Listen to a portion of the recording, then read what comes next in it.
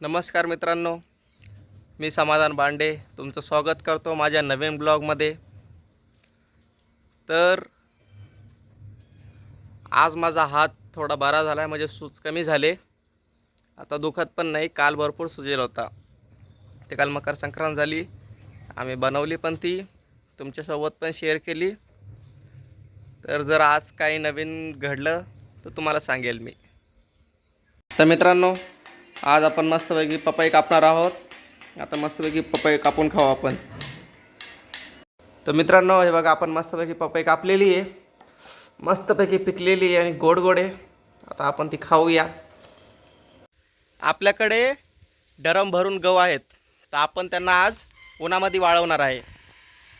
हे बघा, ही जागा आहे आपल्या घरासमोर आहे, हे तणास आहे।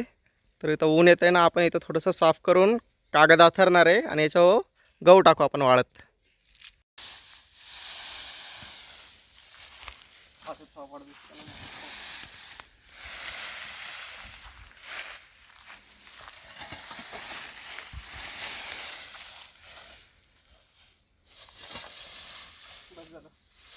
तर बघू शकता मित्रांनो, आपण मस्तपैकी कागद टाकलेला आहे।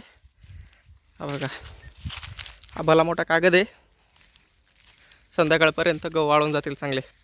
तर मित्रांनो, हे बघा, आपण गहू वाळत टाकलेले आहेत। तर हे बघा, चांगल्यापैकी उन्हामध्ये गहू आपण वाळत टाकलेत। तर 1-2 दिवस आपण यांना असेच ठेवू आणि सगळं कडक वाळून जातील।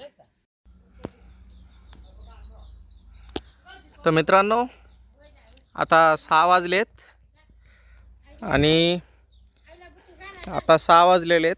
तर आपण आता आपले गहू झाकून ठेवलेले आहेत आणि उद्या परत आपण ऊन आल्यावर त्यांना उघडवून ठेवू। तर मित्रांनो, आजचा दुसरा दिवस आहे। काल आम्ही गहू काढले नव्हते, कारण की एका दिवसात चांगले वाळते नाही। आज दुसरा दिवस आहे, तुम्हाला दाखवतो। हे बघा, आजचा दुसरा दिवस आहे। आपण काल रात्री गहू झाकून ठेवलेले, आता आपण यांना उघडू आणि परत वाट टाकूया। बघू शकता, आपण गहू परत वाट टाकलेले आहेत। तर आज दिवसभर आपण त्यांना वाळून देऊ आणि संध्याकाळी आपण त्यांना काढून घेऊ। हे बघा, ऊन येईल चांगलं दुपारपर्यंत।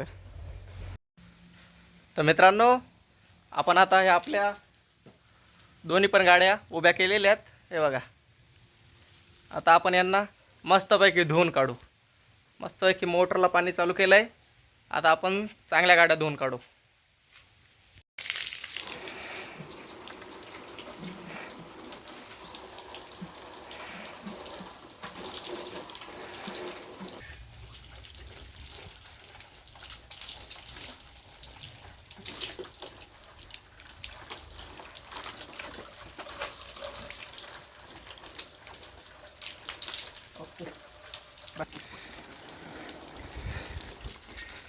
तर मित्रांनो, हे बघा, आपल्या गाड्या चांगल्या चकाचक आपण धुवून घेतलेल्या आहेत, एकदम मस्तपैकी। तर मित्रांनो, हे बघा, आपल्या गाड्या चांगल्या धुवून झालेल्या आहेत। आता आपण मस्त त्यांना त्यांच्या जागेवर लावून देऊ। चांगल्यापैकी आपण आता धुतलेल्या आहेत त्यांना। तर मित्रांनो, आपल्याला आता वालाच्या शेंगा काढायच्या आहेत। म्हणजे हे बघा, बरं, घेवड्याच्या शेंगा।